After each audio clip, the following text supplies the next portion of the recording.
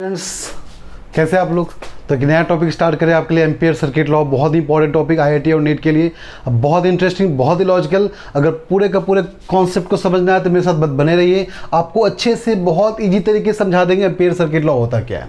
ज़्यादातर बच्चे क्या करते हैं इस टॉपिक के लिए, उसका आंसर रट्टा मार के रखते हैं कि इसका आंसर वैल्यू ये होता है, बट आपको कुछ फील करवा देंगे एम्पियर सर्किट लॉ के एक्चुअली मतलब क्या होता है, कि इसमें करंट को लेकर डिफाइन कैसे करते हैं, लूप को लेकर कैसे डिफाइन करते हैं कि आपका मैग्नेटिक फील्ड कितना प्रोड्यूस हुआ है। एक सिंपल एग्जांपल देते हैं। मान लो सपोज करो एक क्लासरूम है, ठीक है। उस क्लासरूम के अंदर 20 बच्चे हैं, तो ऑब्वियसली 20 बच्चों में सारे के सारे बच्चे टॉपर नहीं होंगे, सारे के सारे बच्चे बैक बेंचर भी नहीं होंगे, और सारे के सारे बच्चे मीडियम टाइप के भी नहीं होंगे। तो कुछ ही बच्चे ऐसे होंगे, लाइक कुछ ही बच्चे टॉपर रैंक के होंगे, कुछ ही बच्चे बैक बेंचर होंगे, कुछ ही बच्चे आपके मीडिएटर टाइप के होंगे। तो मैं ये बोलना चाह रहा हूं कि अगर ओवरऑल बोला जाए तो बोलेंगे पूरे क्लासरूम में 20 स्टूडेंट बोलेंगे, ठीक है। लेकिन बोला जाए तो बोलेंगे उसके 8 बच्चे उसके अंदर जो है वो बैक बेंचर है। तो उस बैक बेंचर की वजह से क्लासरूम में इफेक्ट कैसा प्रोड्यूस हुआ वो निकालेंगे, आई बात समझ में।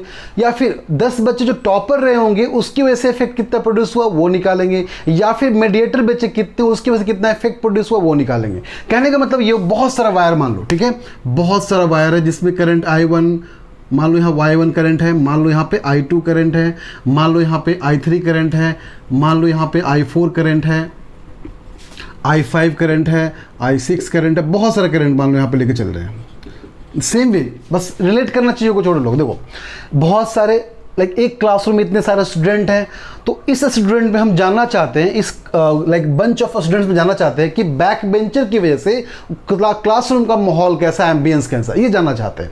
इन द सेम वे मैं बोल सकता हूँ यहाँ पे कि पूरे को मिलाकर बोले पूरे करंट का सिस्टम है, ये पूरा करंट का सिस्टम मिलकर एक मैग्नेटिक फील्ड को प्रोड्यूस करेगा, सब मिलकर करेगा प्रोड्यूस। बट मान लो मैं बोलना चाह रहा हूँ कि इन दोनों की वजह से कितना मैग्नेटिक फील्ड प्रोड्यूस हुआ। क्या रिलेट कर पा रहे हो चीज़ों को, क्या लॉजिक फील कर पा रहे हो क्या बोलना चाह रहे हैं।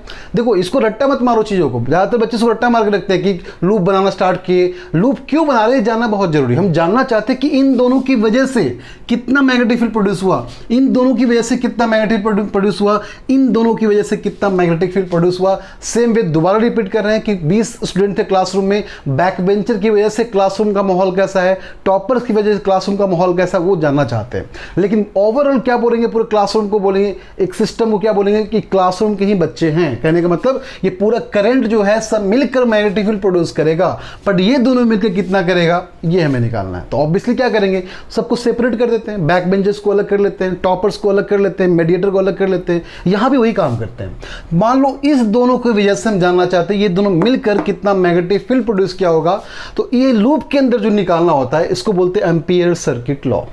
बात समझे, लाइक ये दो करंट मिलकर कितना मैग्नेटिक फील्ड प्रोड्यूस हुआ, टोटल में से कितना ये दोनों मिलकर प्रोड्यूस कर रहा है, that is called ampere circuit law. Now अब इसके लिए क्या करते हैं हम लोग, ध्यान सुना, बहुत इंपॉर्टेंट बात बताएंगे, स्टेटमेंट मेरा बहुत इंपॉर्टेंट रहेगा आपके लिए, कि ये दो मिलकर जो करंट आपका मैग्नेटिक फील्ड प्रोड्यूस कर रहा है कितना कर रहा है। नाउ सपोज करो यहाँ पे हम इसका डायग्राम या इसका सर्किट कुछ ऐसा ले रहा है, मान लो ये क्लॉकवाइज डायरेक्शन में हम यहाँ पे लेना चाह रहे हैं, ठीक है। एक मैंने लूप बनाया, इस लूप के अंदर इन दोनों को रखा गया। तो एम्पियर सर्किट लॉ बोलता है कि आपका जो होगा B.dl, ठीक है, is equal to mu naught into current inside जो अवेलेबल है। करंट आपका ऐसे लिख लो, करंट आपका इनसाइड में जो अवेलेबल है that is mu naught dl। ये पूरा क्लोज पार्ट के लिए इसलिए यहाँ पे क्लोज स्फेरिकल क्लोज टाइप का इंटीग्रल साइन लगाएंगे, इसका मतलब पूरा क्लोज पार्ट के लिए। नाउ अब थोड़ा इंटरेस्टिंग पार्ट सुनो यहाँ पे क्या है। अब यहाँ पे देखा जाए तो आप इसका आंसर कैसे लिखोगे, बोलोगे sir B correct, integration of dl okay mu naught into I inside. तो I कितना, I1 I2। अब क्वेश्चन नंबर 1 कि I1 I2 कैसे लिखेंगे, कि I1 I2 को I1 प्लस I2 लिखेंगे, I1 माइनस I2 लिखेंगे, कि I2 माइनस I1 लिखेंगे, कि I minus I1 minus I2 लिखेंगे, कौन सा कंडीशन हमारे लिए सेटिस्फाई करेगा। तो ये जानने के लिए डायरेक्शन बहुत जरूरी है। अभी तक मैंने शुरू ही फर्स्ट लेक्चर में आपको बताया था मैग्नेटिज्म के अंदर आपका डायरेक्शन बहुत ही ज़्यादा इंपॉर्टेंट है। डायरेक्शन अगर नहीं आता है तो चैप्टर को दोबारा पढ़ो तरीके से, पर डायरेक्शन पे कमांड करो, फिर चैप्टर पे कमांड करना स्टार्ट करो। अब देखो डायरेक्शन कैसे निकालेंगे, सुनो। अब मुझे पता है ये चीज़ का आपका अंदर की तरफ करंट, ये कैसा करंट बाहर की तरफ है ना। अब इस लूप को देखो, ठीक है, इस लूप को देखो। तो ये लूप को अगर देखा जाए तो कैसे जा रहा है आपका अंदर की तरफ। जैसा लूप आप डिफाइन करोगे उसी लूप के डायरेक्शन में जो करंट होगा उसको लेना पॉजिटिव। क्या लॉजिक क्लियर है? अगर लूप अपने क्लॉकवाइज लिया है तो क्लॉकवाइज घुमाएंगे, नट बोल्ट कहाँ जाएगा? अंदर की तरफ। तो अंदर वाला करंट कौन सा? I1, तो I1 बन जाएगा पॉजिटिव एंड I2 बन जाएगा नेगेटिव। इसका मतलब कौन सा हो गया हमारा? ये रहा हमारा सेकेंड ऑप्शन। तो क्या लिखेंगे? Mu naught into I1 minus I2। अभी डिपेंड आप पे करते हैं आप लूप कैसे सेलेक्ट करना चाह रहे हो, ठीक है? आप सपोज करो यहाँ पे DL मान लो, यहाँ पे लिए एक लेंथ लिए, DL के लिए यहाँ पे एंगल B निकालना चाहते हैं, तो ये पार्ट तो आपको समझ में आ गया कैसे निकालते हैं इन चीज़ों को। बेसिक जो समझना है इसके अंदर ये कि करंट का डायरेक्शन कैसे लेना है। तो करंट का डायरेक्शन डिपेंड करता है आपके लूप के डायरेक्शन पे, लूप अपने कैसा लेगा। मान लो इसी चीज़ को हम उल्टा लेते हैं ना, एंटी क्लॉकवाइज कर लेते, तो उससे फिर I2 को पॉजिटिव, I1 को नेगेटिव करते, फिर ये वाला ऑप्शन सही हो जाता है। तो ये बहुत ही इंपॉर्टेंट कॉन्सेप्ट है जो ज़्यादातर बच्चे यहाँ पे बहुत ज़्यादा मिस्टेक करते हैं। होप करते हैं आपको समझ में आ गया होगा कि ये वैल्यू कैसे लेना होता है, किसको पॉजिटिव किसको नेगेटिव, ये मेरे पे डिपेंड करता है कि हम कैसे चूज़ करने जा रहे हैं कि किसको पॉजिटिव किसको नेगेटिव लेना है।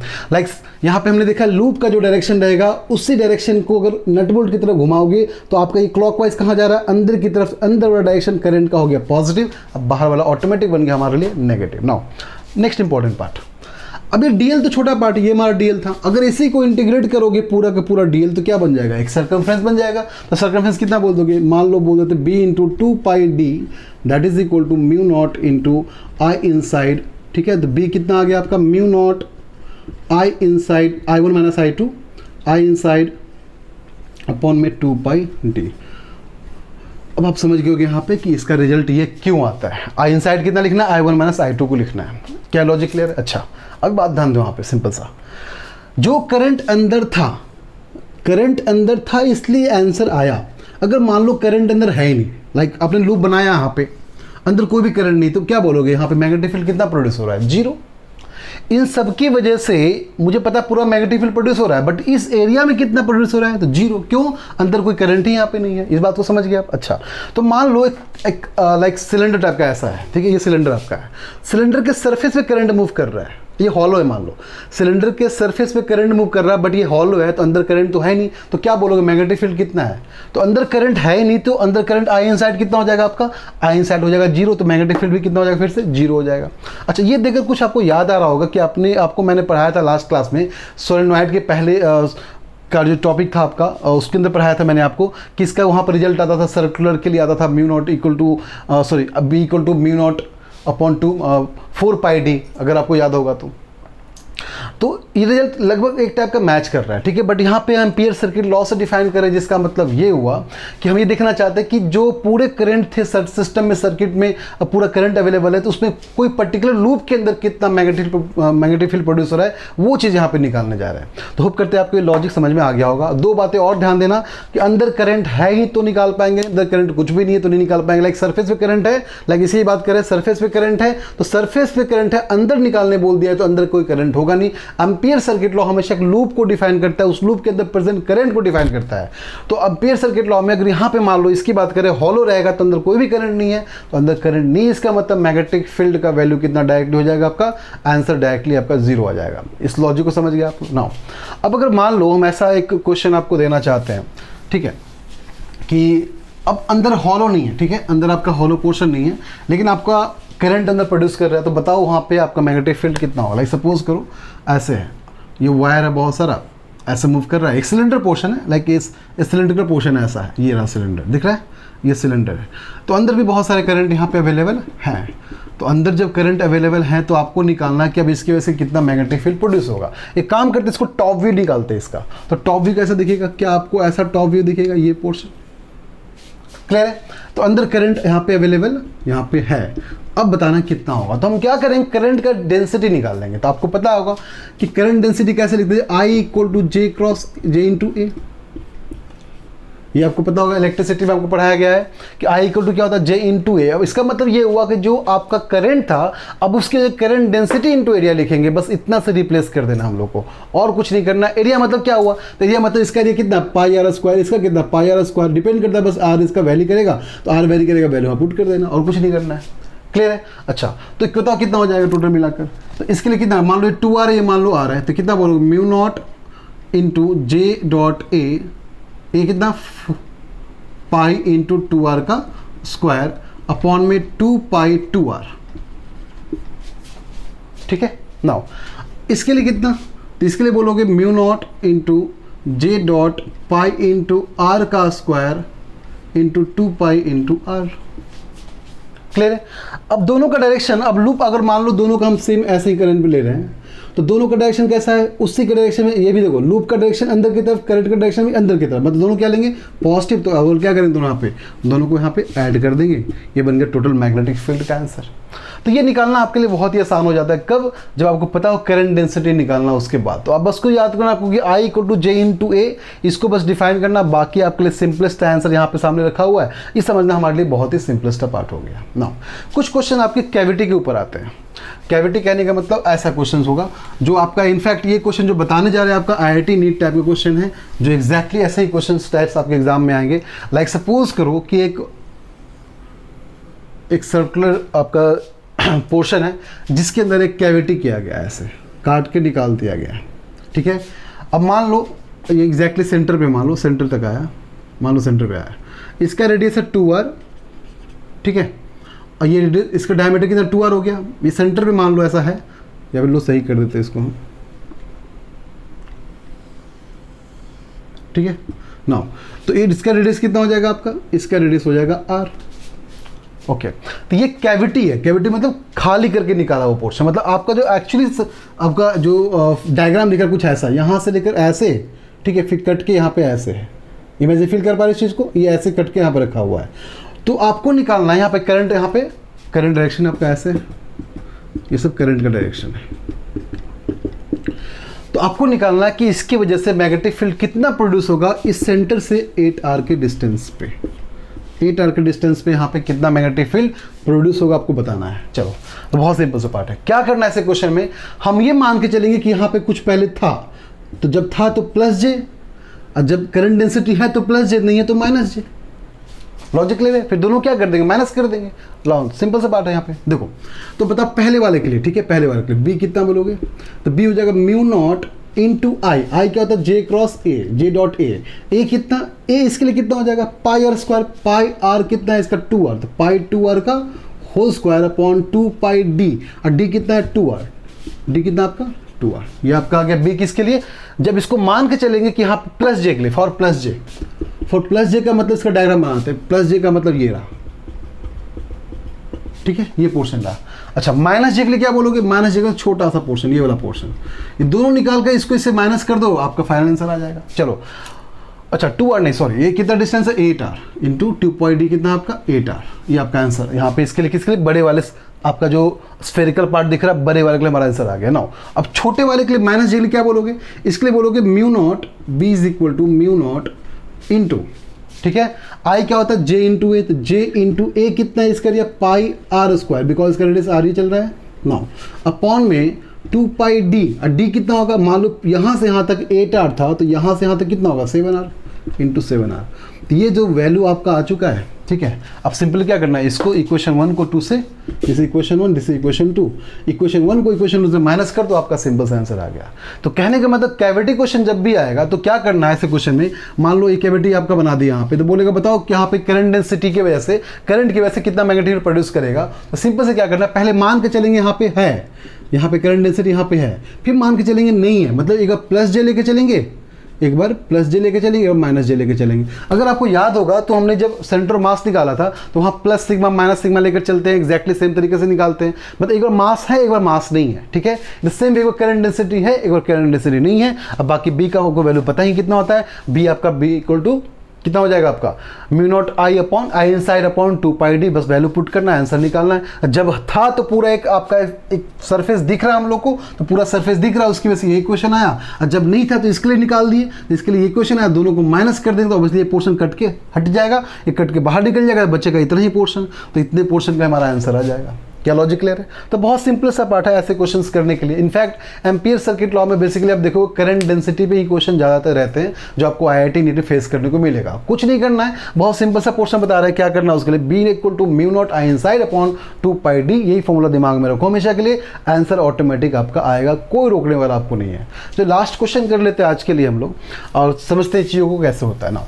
लास्ट क्वेश्चन वही आपका जो लास्ट क्लास में लेक्चर में आपको पढ़ाए थे, अगर याद करोगे तो, कि सोलेनॉइड के अंदर आपका मैग्नेटिक फील्ड कांस्टेंट होता है, याद है, B equal to mu naught into n I. अगर याद करोगे ये आपका सोलेनॉइड था, ठीक है, ये आपका सोलेनॉइड है। तो ये था आपका dot dot dot dot current का डायरेक्शन, ये था cross cross cross cross current का डायरेक्शन। अब ये मैग्नेटिक फील्ड अंदर कांस्टेंट है, अगर यहाँ पे वायर दे दिया गया तो ऐसे, अगर वायर यहाँ पे इस तरह से दिया गया है तो ये बोल रहे हैं आप बताओ यहाँ मैग्नेटिक फील्ड कांस्टेंट है, मुझे पता है इसका रिजल्ट कितना आएगा। ये सब वायर मिलकर क्या करेगा, B = μ0 × Ni इसका रिजल्ट आएगा, मुझे पता है, बिकॉज लास्ट क्लास में हमने सोलेनॉइड में देखा था इसका रिजल्ट इतना ही आता है।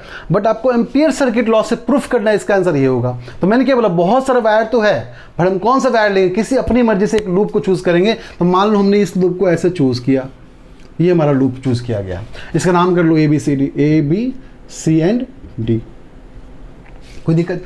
अगर आप देखोगे तो हम लोग जो एम्पियर सर्किट लॉ अप्लाई करते हैं B.dl अप्लाई करते हैं, ठीक है, इस बात को ध्यान रखना। चलो अब देखो, DL का डायरेक्शन किस तरफ है, राइट की तरफ, करंट डायरेक्शन कैसा है आपका, वो भी राइट की तरफ है। तो इसकी वजह से, अच्छा अब इसके 4 पार्ट है, तो मतलब इस वायर को हम 4 पार्ट में डिवाइड कर लिए है ना, B.dl जो हम निकालने जा रहे हैं, अब इसको 4 पार्ट में डिवाइड किए, AB वाले में, BC के लिए, CD के लिए एंड DA के लिए। अब इन चारों पार्ट को निकाल कर ऐड कर देंगे, फाइनल आंसर हमारा आ जाएगा। चलो तो बताओ कितना होगा। तो ये लेंथ कितना मान के चल रहे हैं, A लेंथ मान के चल रहे हैं AB वाले के लिए, तो क्या हो गया AB के लिए, तो B.L, क्लियर है ना।